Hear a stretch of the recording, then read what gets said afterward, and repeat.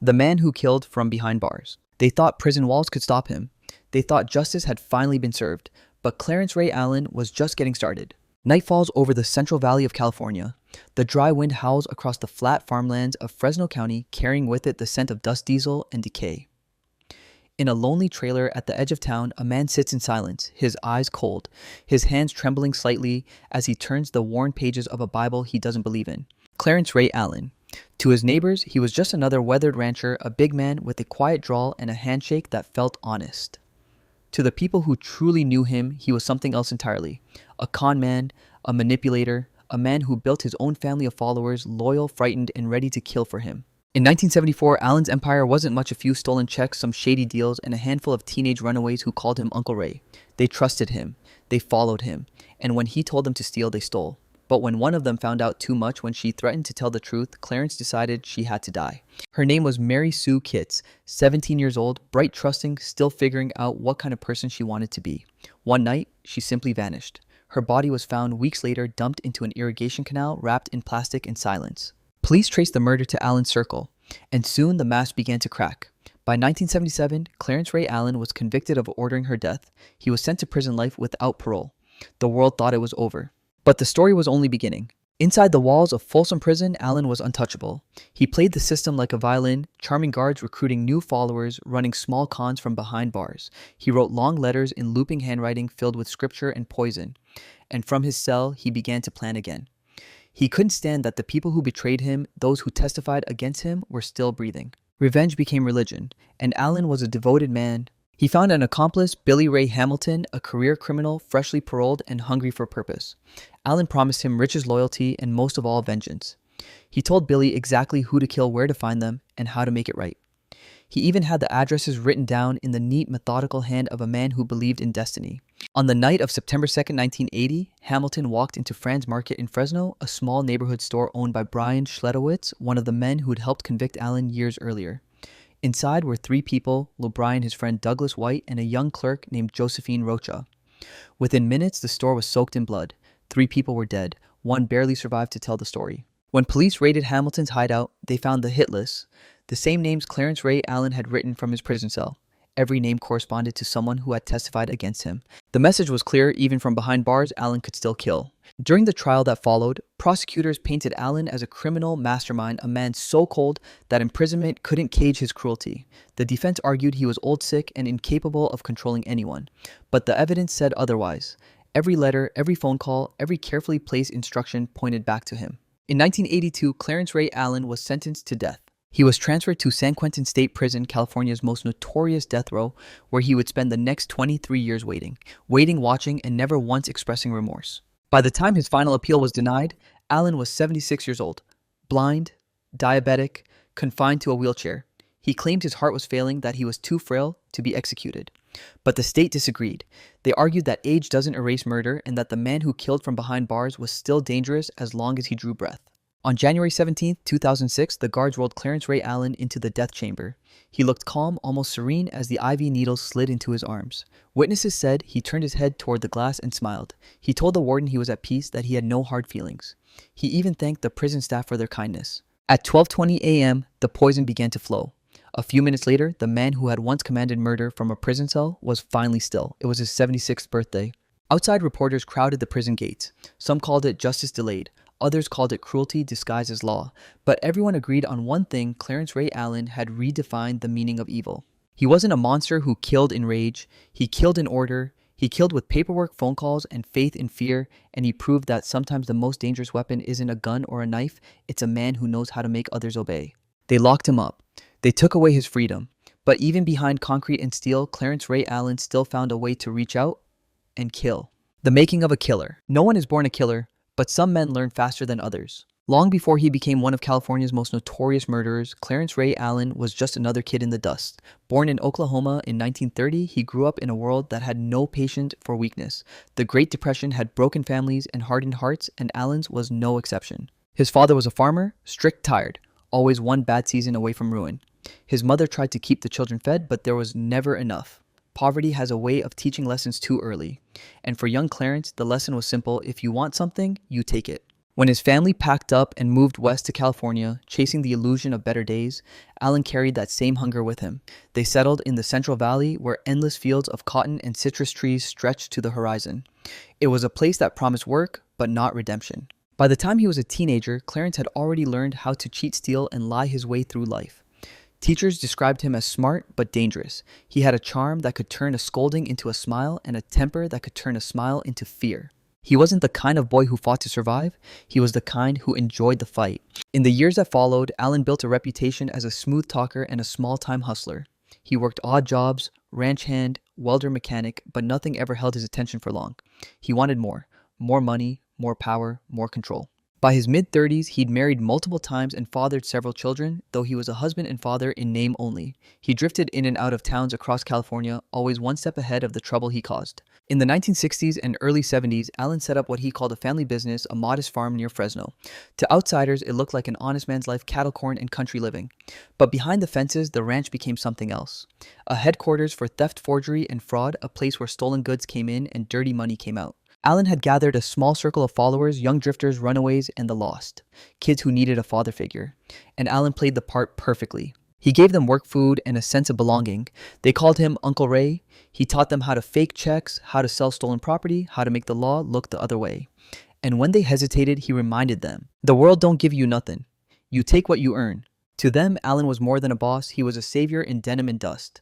But underneath that fatherly grin was something far darker, a man who believed loyalty was worth more than life itself. In 1974, Allen's little empire began to crack. One of his family members, Mary Sue Kitts, a 17-year-old girl with bright eyes and an honest soul, discovered that Allen's farm was just a front, that the money they were spending came from stolen checks and fraud schemes.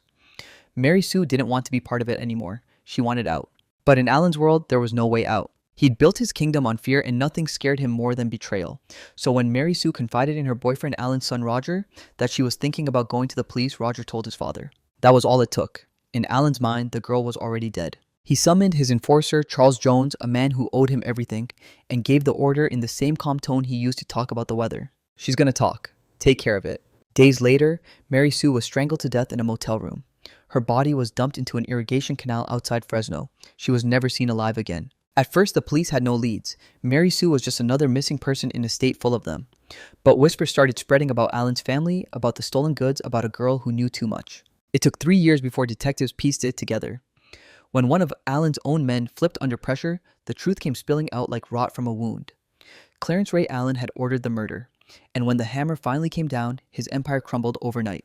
In 1977, he was convicted of first-degree murder and sentenced to life in prison without parole. To most men, that would have been the end. To Allen, it was just another beginning. They locked him in Folsom Prison, one of California's toughest facilities. But even there, Allen found a way to thrive. He was older now, heavier, slower, but his mind was sharp as ever. He watched, listened, and learned. Inmates called him Old Ray. He offered advice, protection, and sometimes favors, all at a price. Soon, he had a new circle of followers, inmates, ex-cons, even people on the outside who still believed in him. He played chess with guards, quoted scripture, and wrote letters that read like sermons. But hidden between the lines were codes, orders, instructions, promises. Allen was building another network, one that reached beyond the prison walls. He wasn't satisfied with revenge against the world. He wanted revenge against those who had put him there. In 1979, one of Allen's loyalists came to visit him. They spoke quietly across the table, their voices barely above a whisper. No guards paid attention. Allen had that way about him. He looked harmless, even kind. But the message he gave that day would change everything. He wanted every witness who testified against him dead. Every name, every face. He wrote them down on a yellow piece of paper in perfect handwriting, as if he were writing a grocery list. Among the names was Brian Schletowitz, the young man who once worked at his store and had told police about Allen's crimes. To Allen, Brian was the ultimate betrayal, the man who dared to speak the truth. And so Allen set the plan in motion. All he needed was a weapon, a man to pull the trigger, and the patience to wait. By now, Clarence Ray Allen was no longer the charming Uncle Ray of the Fresno farm. Prison had stripped away his freedom, but not his control. If anything, it made him stronger. He learned how to manipulate without moving, how to command without speaking. He had become something more dangerous than a murderer, a prophet of violence. To those who followed him, Allen was almost mythical. He spoke about justice and loyalty, about betrayal and divine punishment. He wrapped his cruelty in religion, quoting the Bible while plotting death. "The wages of sin is death," he'd say with a thin smile, "and some of us are just here to collect." He convinced himself he was doing God's work, cleansing the earth of traitors and liars. And in that delusion, he found peace. Outside prison walls, few people remembered Clarence Ray Allen. The world had moved on, but inside his influence only grew. He made friends with dangerous men, men who owed him favors, men who would kill for him if he asked. He began writing letters to Billy Ray Hamilton, a recently paroled inmate with a record almost as long as his own. Hamilton was desperate for money, purpose, and belonging, all the things Allen knew how to provide. Through coded messages, Allen promised him riches, freedom, and a place in his family. All he had to do was finish what Allen had started. That was all Hamilton needed to hear. By the late 1970s, Allen had completely rewritten his own story. He wasn't a murderer anymore, not in his mind. He was a victim of a corrupt system, betrayed by those he trusted, condemned by false witnesses. And like all great manipulators, he began to believe his own lies. He told his new followers that the people who testified against him weren't innocents. They were enemies of God. He convinced them that killing those people wasn't murder. It was justice. It was divine. By 1980, the stage was set. Allen's name was all but forgotten by the outside world, but his reach was about to make national headlines again. Somewhere inside that prison cell, a man who had already taken one life was preparing to take 3 more. He didn't need a gun. He didn't need a knife. He just needed one man on the outside and one word of loyalty. That word was given. The plan was made. And in the quiet darkness of Folsom Prison, Clarence Ray Allen smiled to himself. He had built an empire from dust once before. Now, from a cage, he would build something even greater, a legacy written in blood. They called him a killer, but he called himself a teacher. And the lesson was simple: if you crossed Clarence Ray Allen, you die. The order came from his cell, the bullets fell in a store, and the fear spread through a city that never saw it coming. It was September 2nd, 1980, a Monday night in Fresno, California. The summer heat hadn't yet loosened its grip. Even after sunset, the air hung thick and dry. At Fran's Market, a small corner store on Van Ness Avenue, the neon lights flickered softly, tired like the town itself. Inside, Brian Schletewitz was working the counter. He was 27, tall, calm, with the easy patience of someone raised in the valley. Brian had once trusted a man named Clarence Ray Allen. His family had even helped him when he was down. But years earlier, that trust turned into testimony. Brian had stood in court and pointed to Allen as the man who ordered a girl's murder. He believed he was doing the right thing. He didn't know that the man he'd testified against, now serving life behind bars, had never forgiven him. The clock above the register ticked past 9:30 p.m. Brian was chatting with Douglas White, a friend helping close up the store, and Josephine Joe Rocha, an employee counting the day's receipts, in the back. It was the kind of night where nothing happens. Until it does. A few miles away, Billy Ray Hamilton was driving with his girlfriend Connie Barbo toward Fran's Market. In his pocket was a .32 caliber revolver. In his mind were the words of Clarence Ray Allen: "You do this for me, Billy, and you'll never have to worry again." Hamilton had just been released from prison weeks earlier. He was desperate broke and still believed in the code of men like Allen: loyalty, fear, and money. He thought the job would be simple: rob the store, kill the witnesses, leave no survivors. As they pulled into the parking lot, the lights from the store painted the inside of the car with a ghostly orange glow. Connie handed him the gun and whispered, "Are you sure?" Hamilton didn't answer. He just stepped out, pulled the brim of his hat low, and pushed through the glass door. A bell chimed. Brian looked up and smiled. "Evening," he said. Hamilton didn't smile back. At first, it seemed like a routine holdup. Hamilton pointed the gun and shouted for the money. Brian raised his hands, calm and cautious. He opened the register, slid the bills across the counter. But something about Brian's face, his composure, maybe his recognition, made Hamilton hesitate. Brian knew that look. He'd seen it once before, years ago, in another man's eyes, Clarence Ray Allen's. "Billy," Brian said quietly, "you don't have to do this." Hamilton's jaw tightened. The trigger clicked once, then again. The first shot tore through the air like thunder in a church. Brian fell backwards, crashing into a rack of chips, the sound echoing through the aisles. Douglas White lunged toward the counter, but another shot caught him in the chest. He collapsed instantly. From the back room, Josephine screamed. Hamilton turned, firing blindly toward the sound. The bullet grazed her side. She dropped, blood pooling beneath her as she crawled behind a freezer. Connie Barbo stood frozen near the door, trembling. "Billy, stop!" she cried. But it was too late. The calm, deliberate rhythm of the murders had already begun. Miraculously, Josephine Rocha survived. Bleeding and in shock, she stayed perfectly still until the gunfire stopped. When she finally lifted her head, the store was silent except for the buzz of the fluorescent lights and the hum of the refrigerator. She crawled toward the counter, her hands shaking. Brian lay sprawled on the floor, eyes open, unmoving. Douglas was beside him. The cash drawer hung open, empty. The smell of gunpowder and copper filled the air. Outside, the car engine roared to life. Connie and Hamilton sped off into the night, leaving behind 3 bodies, 2 dead, 1 clinging to life, in a scene that would haunt Fresno for decades. When police arrived, the scene was chaos. Detectives marked shell casings, photographed blood trails, and covered the victims with white sheets. The name Clarence Ray Allen came up almost immediately. Brian had testified against him years before. Now he was dead. Coincidence? Not a chance. Detectives traced a handful of clues: the type of bullets, the getaway car, and a crumpled piece of paper found in Connie's purse. It was a list of names. 3 of them matched witnesses from Allen's original trial. At the top of the page was a note written in neat cursive handwriting. They must all be dealt with. 3 days later, police caught up with Hamilton and Barbeau at a small motel near Modesto. They were exhausted, paranoid, and running out of money. When officers kicked in the door, Hamilton reached for his gun but was too slow. He went down hard face first onto the carpet, shouting that he'd been set up. In the trunk of his car, investigators found stolen money from Fran's Market, the revolver used in the murders, and another folded note addressed to Ray. It read, "It's done. Tell me where to meet." That single sentence tied the blood in Fresno to the man sitting in a cell 150 miles away. When detectives confronted Clarence Ray Allen at Folsom Prison, he didn't flinch. He looked older, heavier, and almost amused. He denied knowing anything about the murders, said he hadn't spoken to Hamilton in months. But then came the letters, stacks of them written in Allen's unmistakable script, coded instructions, names, phrases like "clean up the mess" and "deliver the message." Every letter painted a picture of a man orchestrating chaos from behind bars. One letter in particular sent chills through investigators. "Those who betray family must face the wages of their sin. God will forgive me after he forgives them." It wasn't evidence in the legal sense, but it was enough to light a fire under the prosecution. The courtroom was tense. On one side, prosecutors described Allen as a cold-blooded puppeteer who had turned prison into a command center for murder. On the other, his defense painted him as a frail, aging man who couldn't possibly have ordered such a crime. But the facts were relentless. Allen had communicated with Hamilton just before the murders. His handwriting was on the hit list, and every target on that list was someone who had once helped convict him. The most haunting testimony came from Josephine Rocha, who took the stand to describe the horror of that night. Her voice trembled as she spoke about Brian's final moment, about how Hamilton had looked calm, almost mechanical, as he pulled the trigger. "I saw evil," she said softly, "not just in the man with the gun, but in the man who sent him." After weeks of testimony, the jury returned its verdict: guilty on all counts. 3 murders, 1 attempted murder, and conspiracy to commit murder. The judge's voice was steady as he read the sentence. "Clarence Ray Allen is hereby condemned to death." In the back of the courtroom, Allen sat expressionless. He adjusted his glasses, whispered something to his attorney, and smiled faintly. Reporters later asked what he said. The lawyer answered quietly. He said, "Tell them God's not finished with me yet." The murders at Fran's Market sent shockwaves through California. How could a man already serving life in prison order executions on the outside?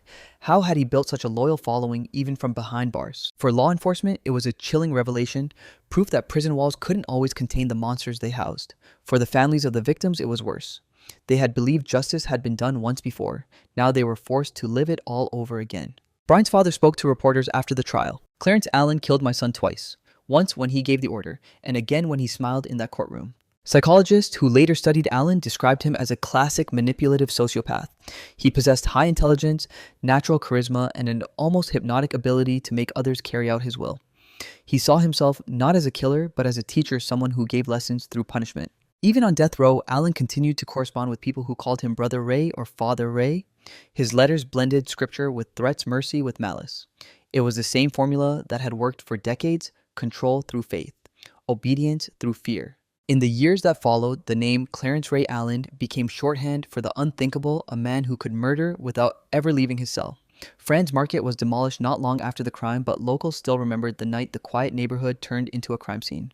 For many, it symbolized a terrifying truth: evil doesn't always come with warning signs. Sometimes it smiles, sometimes it prays, and sometimes it waits behind steel bars planning the next move. The blood at Fran's Market didn't just stain the floor, it stained the idea of justice itself, because that night proved something terrifying: when power and manipulation mix, prison is never truly a cage. They thought the killing stopped at Fran's Market, but for lawmen and lawyers across California, the hunt for justice had only just begun. The murders at Fran's Market shook Fresno to its core.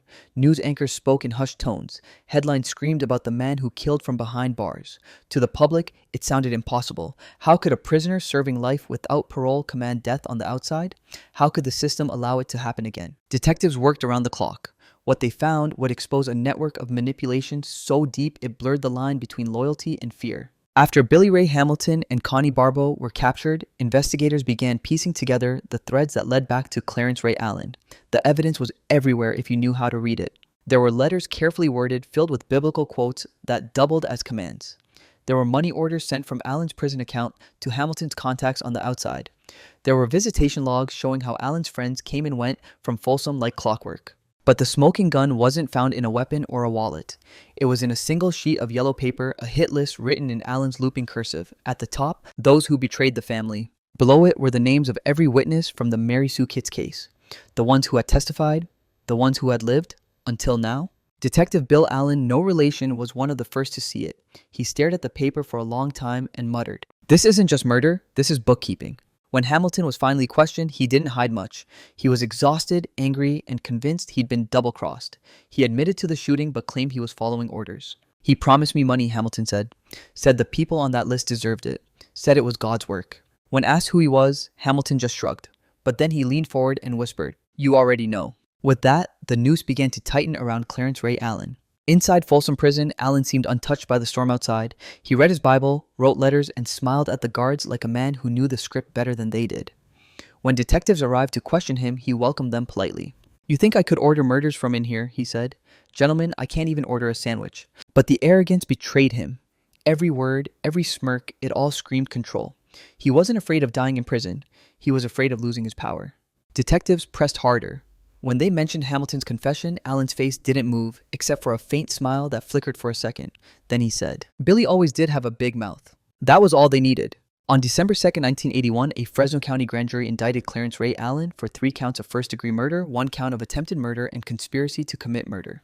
It was a historic case, a man already serving life, now facing the death penalty for crimes committed from inside a prison. Prosecutors described Allen as a criminal entrepreneur who treated murder like a business transaction.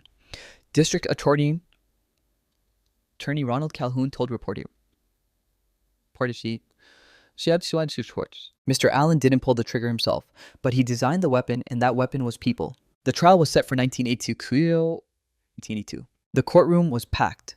Reporters filled every seat, sketch artists lined the aisles, and the families of the victims sat shoulder to shoulder, waiting for a justice they no longer trusted. When Allen entered, he looked more like a weary preacher than a murderer. Gray hair, slicked back glasses glinting beneath the fluorescent lights, Bible in hand. He waved politely to the jury. Some of them even nodded back. The prosecution began by laying out the web of evidence letters from prison-coded conversations, the hit list, the flow of money. They painted Allen as a man obsessed with vengeance, a manipulator who used religion as camouflage. Assistant District Attorney David Nystrom stood before the jury and said, "He didn't need a gun. He didn't need a knife. He used his words, and 3 people died." The defense countered that Allen was too old and too sick to control anyone. His lawyer described him as a tired, broken man, a scapegoat for another criminal's madness. They claimed Hamilton acted on his own, twisting Allen's words into violence. But Hamilton's testimony destroyed that argument. When Hamilton entered the courtroom, he looked smaller than before. The swagger gone, replaced by fear. He wore shackles, his voice hoarse from years behind bars. He didn't look at Allen. He told the jury that Allen had promised him $25,000 to kill everyone who had betrayed the family. That Allen had written him a list and told him exactly where to find them. That Allen had said, "When you finish the job, the Lord will bless you and so will I." The courtroom fell silent. Allen's lawyer objected, claiming Hamilton was lying to save himself. But when the prosecutor asked why he went through with it, Hamilton's answer froze the room. Because when Clarence Ray Allen tells you to do something, you don't say no. After weeks of testimony, the jury returned to deliberate. It took less than 2 days. When they came back, the courtroom fell into the kind of silence that only death sentences bring. The foreman stood. On the charge of murder in the first degree, he read, "We find the defendant, Clarence Ray Allen, guilty." He continued through each count. Guilty, guilty, guilty. When the word death was finally spoken, Allen showed no reaction. He simply leaned back, crossed his arms, and whispered, "I'll see you all in heaven." The judge looked down from the bench, eyes hard. "Mr. Allen, you will never see heaven. You'll see the inside of a cell until the state says otherwise." Allen was transferred to San Quentin State Prison, home to California's death row. His cell faced the gray waters of the bay, a view reserved for men waiting to die. But Clarence Ray Allen wasn't waiting. He was writing. He filled notebooks with reflections, prayers, and rants against the justice system. He claimed he was a political prisoner framed by the enemies of truth. He wrote to journalists, pastors, and even politicians saying he'd been reborn as a servant of God. To some, it was an act. To others, it was delusion. To Allen, it was survival. For the next 2 decades, Allen's lawyers filed motion after motion citing his age, his deteriorating health, and the cruelty of keeping an elderly blind man on death row. The appeals wound their way through state and federal courts, each one denied. In 2005, at age 75, Allen's final appeal reached the U.S. Supreme Court. His lawyers argued that executing a man so old and disabled violated the 8th Amendment's ban on cruel and unusual punishment, but the justices refused to intervene. The decision was final, the execution would proceed. As the date drew near, protests erupted outside San Quentin. Human rights groups held candles. Family members of victims held photographs. One side shouted for mercy. The other demanded justice. Allen, now blind and confined to a wheelchair, gave interviews from his cell. "I'm not afraid of dying," he said. "I've already made peace with the Lord. But I didn't order those killings. I never did." He spoke with the same calm confidence that had once made people believe him. Even now, decades later, he was still trying to control the narrative. On January 17, 2006, Clarence Ray Allen was wheeled into the death chamber. It was his 76th birthday. Witnesses said he looked calm, almost relieved. A priest held his hand as the warden read the order. When asked for his final statement, Allen said, "My last words are to my family and friends. I love you all. I bear no ill will toward anyone. This is not the end. It's just the beginning." At 12:20 a.m., the lethal injection began to flow. At 12:38, Clarence Ray Allen was pronounced dead. Outside, the prison lights flickered against the fog. Reporters scribbled headlines, protesters prayed, and the families of his victims finally exhaled, not in triumph, but in exhaustion. In the days that followed, the nation debated the ethics of killing a man so old and frail. Editorials questioned whether execution had become vengeance instead of justice. But to those who had lost sons, brothers, and friends, the question was simpler. Was it justice? One reporter asked Brian Schleitowitz's father. He looked down at the photo in his hands, his son smiling in front of Fran's Market, and said quietly, "It wasn't enough, but it was something." Clarence Ray Allen's story became a dark legend in American criminal history, the man who proved that prison walls couldn't cage evil. He was the second oldest person executed in California since the reinstatement of the death penalty, and the last inmate to die under Governor Arnold Schwarzenegger's administration. When asked why he denied clemency, the governor said simply, "Allen's crimes were callous and calculated. Age does not erase accountability." And so ended the life of a man who once ruled with words instead of weapons.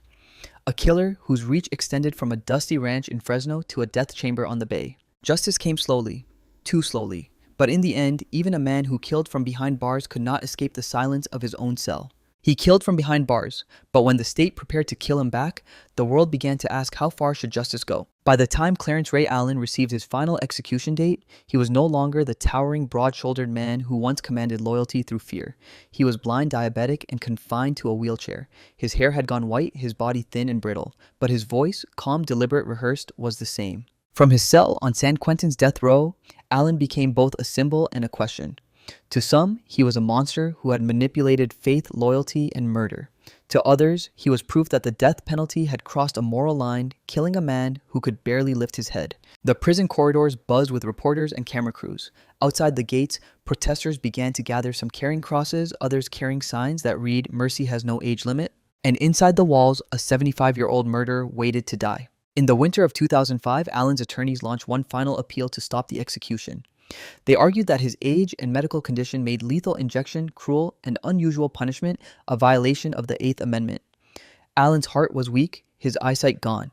He required constant medical care just to survive another day. What justice, one lawyer asked the court, is there in executing a man who can't even see the needle? The state responded coldly but clearly. Clarence Ray Allen ordered the execution of others while already serving a life sentence. His physical condition does not diminish the horror of his crimes. The court agreed. On January 13, 2006, the U.S. Supreme Court refused to intervene. There would be no more delays, no more appeals. Clarence Ray Allen's death was scheduled for January 17th, the day he would turn 76. As the date approached, California became a stage. Outside San Quentin, two lines formed, one for those praying for Allen's life and another for those praying for his death. On one side stood activists, clergy, and human rights advocates chanting, "Stop state killing." On the other, families of victims holding pictures of their loved ones, Brian Schleitowitz, Douglas White, and Josephine Rocha, standing silently beneath the floodlights. The air was heavy with contradiction. Reporters from CNN, BBC, and the Los Angeles Times filled the parking lot. Everyone wanted to witness how a nation that prided itself on justice handled the act of killing an old blind man. Inside the prison, Allen spent his last 72 hours in the same meticulous calm that had defined his life. He received visitors, his family a priest, and a few loyal followers who still believed in his innocence. He spoke softly to them, hands trembling on the edge of his wheelchair. "I've made my peace," he said. "God knows my heart. I didn't order those deaths." The guards who watched him described a strange duality, part saint, part sociopath. He prayed before meals, thanked the nurses who administered his insulin, and even joked with officers about getting a front row seat to heaven. But at night, when the lights dimmed, he whispered to himself long, slow prayers that no one could quite make out. Some guards swore they heard him repeating the same words, "The family stays loyal, the family stays loyal." Whether it was guilt, faith, or madness, no one could tell. Inside the prison, Allen spent his last 72 hours in the same meticulous calm that had defined his life. He received visitors, his family a priest, and a few loyal followers who still believed in his innocence. He spoke softly to them, hands trembling on the edge of his wheelchair. "I've made my peace," he said. "God knows my heart.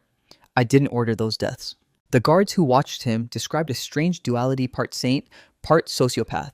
He prayed before meals, thanked the nurses who administered his insulin, and even joked with officers about getting a front row seat to heaven. But at night when the lights dimmed, he whispered to himself long, slow prayers that no one could quite make out. Some guards swore they heard him repeating the same words. "The family stays loyal. The family stays loyal." Whether it was guilt, faith, or madness, no one could tell.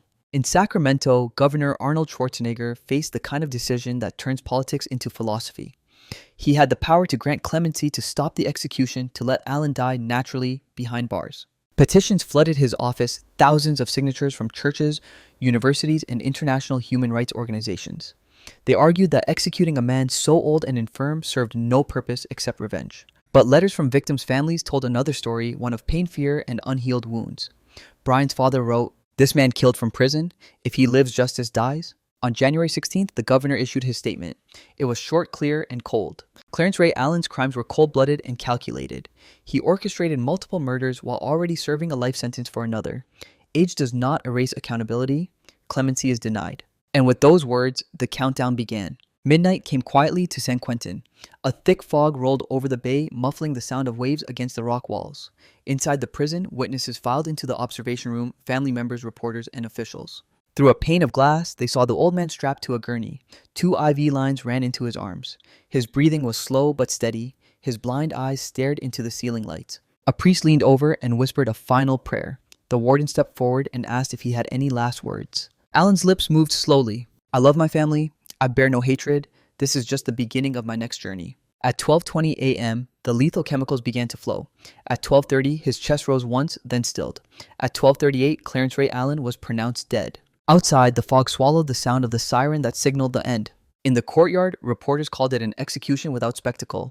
No last-minute protests, no violence, no chaos, just the quiet death of an old man.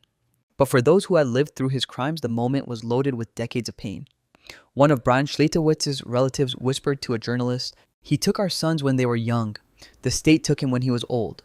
That's not balance, that's mercy." In the days that followed, photos of Allen's execution room filled newspapers, a sterile, fluorescent place that looked more like a hospital than a chamber of death. People began to ask, had justice been served, or had it been imitated? Across America, the debate reignited. Editorials clashed. Church leaders condemned the execution as barbaric.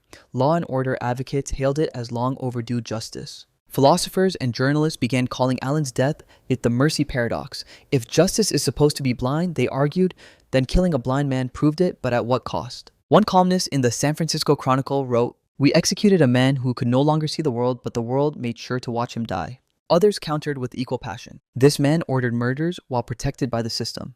If anyone deserves a needle, it's him." The moral battlefield had no winner, only echoes. Internationally, the story drew outrage.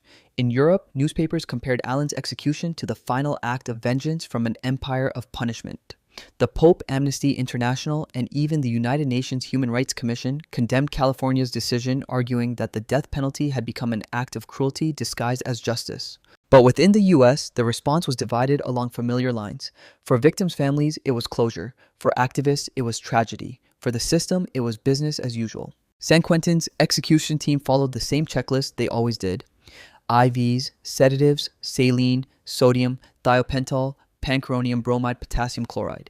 Each step recorded, timed, approved. But after it was over, one anonymous staff member reportedly said, "It's strange. We killed a blind man last night. And for the first time, I didn't feel justice, just exhaustion." It was a sentiment echoed by many who had witnessed too many executions to believe in their meaning anymore. Years later, criminologists studying Allen's case called it a study in contradictions. A man too dangerous to live, yet too broken to kill. A symbol of justice and its failure. They noted that Clarence Ray Allen never showed a remorse. Not once. He maintained his innocence to his final breath, rewriting his story until the end. In that sense, he achieved a victory of his own control over the narrative, even in death. But for the families of the dead, the victory was hollow. Their loved ones didn't come back. Their pain didn't fade. And the state's act of retribution felt less like balance and more like repetition. Today, the name Clarence Ray Allen lives in two worlds. In one, he's remembered as a murderer who orchestrated death from behind bars, the ultimate proof that evil can endure confinement. In the other, he's cited in law schools and ethics debates as a case study in the limits of capital punishment, how justice, when stretched too far, begins to mirror the crime it condemns. His death forced California to confront uncomfortable truths that its death row was aging, that executions had become rarer, slower, more symbolic than practical, and that mercy once seen as weakness might be the final form of strength. At San Quentin, a guard once wrote in his journal after the execution, "When the poison ran through his veins, I thought of the people he killed. Then I thought of him, old, blind, whispering to God. Maybe we both lost something that night." It was a sentiment that hung in the air long after Allen's body was carried away. Because in the end, his execution didn't close a chapter, it reopened the oldest question in human justice. When does punishment stop being justice and start becoming revenge? Clarence Ray Allen died in the name of justice. But what his death revealed was something far more human, that even in the pursuit of righteousness, mercy remains the hardest word to say. Justice can end a life, but it can't end a story. When the lights dimmed at San Quentin on January 17, 2006, and Clarence Ray Allen's body was wheeled out of the chamber, a strange quiet settled over California. For a moment, it felt like the last page of a long, violent book had finally been turned. But as the weeks passed, that silence began to speak, and the echoes reached far beyond the prison walls. In Fresno, the families of the dead gathered once more, not for protests or hearings, but for each other. At a small memorial near the site where Fran's Market once stood, they placed candles, photographs, and flowers. Someone had scrawled on a poster board, "Justice done, but never healed." Brian Schledowitz's father stood quietly among them. His face, weathered and lined by decades of grief, showed no triumph. When asked if he felt closure, he said softly, "You don't close a wound like that. You just stop looking at it every day." And maybe that was the real legacy of Clarence Ray Allen, not just the lives he took, but the lives he left scarred. Allen's execution didn't just end a life, it reignited a firestorm. Lawmakers, lawyers, and journalists across the country began dissecting the case, not for its brutality, but for what it revealed about justice in aging America. By 2006, California's death row had swelled to over 600 inmates, many elderly and infirm. Allen's death forced the state to confront a question few wanted to answer. What happens when death row becomes a nursing home? Legal scholars debated whether the death penalty still served its purpose. Did it deter crime? Did it bring closure? Or had it become, as one columnist wrote, a ritual of revenge disguised as law? One professor at UC Berkeley called Allen's case the moral breaking point of modern capital punishment. She argued that if the state could execute a blind diabetic man in a wheelchair, it proved that execution was no longer about justice, only consistency. "We kill because the law says we can," she wrote, "not because we should." But among the prison guards and detectives who knew him, the memory of Clarence Ray Allen carried no ambiguity. They didn't see a frail old man. They saw the mind that had orchestrated murder from within a concrete cell, a man who killed without touching, commanded without moving. To them, the mercy debate missed the point. Detective Bill Allen, one of the original investigators, later said in an interview, "People forget what he did. He didn't pull the trigger, he made someone else believe it was holy to pull it. That's worse." Those who had stared into Allen's calm, unblinking eyes during the investigation described the same feeling, a chilling emptiness, a charisma so cold it burned. Even in court, when the evidence stacked against him, Allen had smiled, as if he were already beyond judgment. To his followers, that smile became legend. Even after his death, letters kept arriving at San Quentin from admirers, drifters, prisoners, self-proclaimed prophets, all calling him Brother Ray. Some claimed he was framed. Others said he was misunderstood. And a few believed he had been martyred by a corrupt system. His myth, like his crimes, refused to die. For those who lost loved ones, time became its own punishment. Brian Schledowitz, Douglas White, Josephine Rocha, and Mary Sue Kitt's names once shouted in courtrooms slowly faded from public memory. But to their families, they remained ghosts in the kitchen, voices in old recordings, smiles frozen in photographs. Every January, on the anniversary of the execution, Brian's father would receive letters, some from strangers thanking him for his strength, others from activists condemning the state's choice to kill. He read them all, then burned them in the fireplace. "People talk about justice like it's clean," he once said. "It's not, it's blood and dust and paperwork, and in the end, nobody wins." Josephine Rocha, the only survivor of Fran's Market, tried to disappear from public life. She moved away, changed her name, and rarely spoke to reporters. When she did, her voice trembled between faith and fear. "I see his face sometimes," she said. "Not the shooter, the man behind it. The one who never had to lift a finger." Her words hung like a ghost over every discussion that followed. The man behind it. In the years after Allen's death, documentaries, books, and college lectures revisited his story. He became a symbol for two Americas, one that believes evil must be met with execution, and another that believes justice must evolve beyond vengeance. His life and death forced a nation to look into its own reflection. Because Clarence Ray Allen wasn't just a killer, he was also a product of the system that raised him, the violence that shaped him, and the belief that dominance equals survival. From the dusty fields of Oklahoma to the neon aisles of Franz Market, Allen lived by a single creed: control or be controlled. And in that sense, his story mirrored the very machinery of American punishment, a system built not only to punish evil, but to dominate it. A journalist writing for Time magazine summed it up this way: Clarence Ray Allen proved that justice in America doesn't just hunt monsters, sometimes it becomes one. In the years since the site of Franz Market has been rebuilt, the old building was torn down, replaced by a small medical office. No plaque marks what happened there, no sign, no memorial, only the pavement remembers. For decades, people have passed by that corner without realizing that once on a hot September night, 3 lives ended in blood and silence, not because of money or rage, but because a man in a cell decided they should. That perhaps is the cruelest truth of all, that the horror of Clarence Ray Allen wasn't just what he did, but how ordinary it looked once it was over. A store, a gun, a man with a list, and silence. After Allen's execution, California entered one of its longest pauses on the death penalty. Legal challenges over lethal injection protocols combined with growing public doubt effectively froze executions for years. By 2010, Governor Gavin Newsom declared an official moratorium on the death penalty, calling it ineffective, irreversible, and unjust. Historians often point to Clarence Ray Allen as one of the turning points, the last execution that truly divided the conscience of the state. In the archives of the California Supreme Court, his name appears over 200 times in appeals opinions, motions, and rulings. Each one, in its own way, asks the same question: what is justice worth? And though the court answered with law, the nation answered with doubt. Today, decades later, Clarence Ray Allen's story lives in lecture halls, documentaries, and the dark corners of true crime fascination. Students dissect his motives. Philosophers debate his punishment. Writers describe him as the man who killed twice, once with a gun and once with faith. But for those who lived through it, the cops, the lawyers, the families, he's not an idea, he's a scar. A retired corrections officer once said, "When you've looked into the eyes of someone like Allen, you stop believing evil looks a certain way.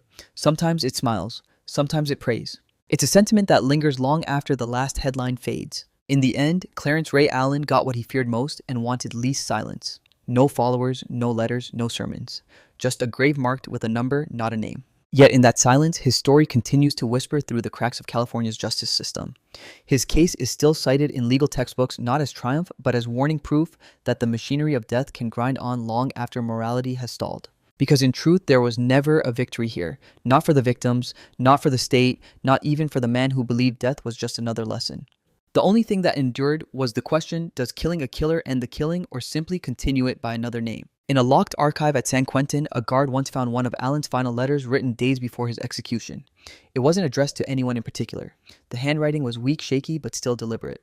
It read, "The world believes it knows me, but the world never looked close enough. Every man dies. Some die twice, once when the heart stops, and once when their name is spoken no more. I'm still waiting for the second." The letter was never sent. Some say that's fitting, that silence, not sympathy, was the only ending Allen deserved. Others say it's haunting that a man who caused so much pain could still crave to be remembered. But perhaps that's the cruel poetry of it all. The man who killed from behind bars became immortal in the very system that tried to erase him. In the end, the story of Clarence Ray Allen isn't about death or justice. It's about how power in the wrong hands echoes long after the heartbeat stops. His legacy isn't a verdict. It's a question whispered in the dark. When the killing ends, what remains? They called him a monster. They called him a prophet. But in the end, Clarence Ray Allen was just a man, one who proved that evil doesn't need freedom to survive. When the lights went out in the death chamber at San Quentin, a chapter of American justice quietly closed. Clarence Ray Allen was gone. No more appeals, no more headlines, no more sermons written in careful cursive from a prison cell. But his story didn't end with the needle. It lingered in courtrooms, in classrooms, in the uneasy silence of a nation that still struggles to decide what justice really means. Because Allen's life was more than the sum of his crimes. It was a mirror reflecting the system that created him, the society that feared him, and the questions we still can't answer about punishment and mercy. He ordered death from behind bars, and in return, the state answered with its own. 2 acts of violence separated by decades, both carried out in the name of justice. In the end, who was changed, who was redeemed, and who was simply replaced? For the families of Brian Schledowitz, Douglas White, and Mary Sue Kitt's justice came too late and never enough. For the system, Allen became proof that even concrete walls can't cage a man's influence. And for the rest of us, he remains a shadow, a reminder that law and morality do not always walk side by side. Standing outside San Quentin that night, a reporter described the air as thick with victory and regret. Because when the state kills something, dies with it, not innocence, not guilt, but certainty. The certainty that we are different from the monsters we condemn. Clarence Ray Allen died believing he was misunderstood. The state believed it was right.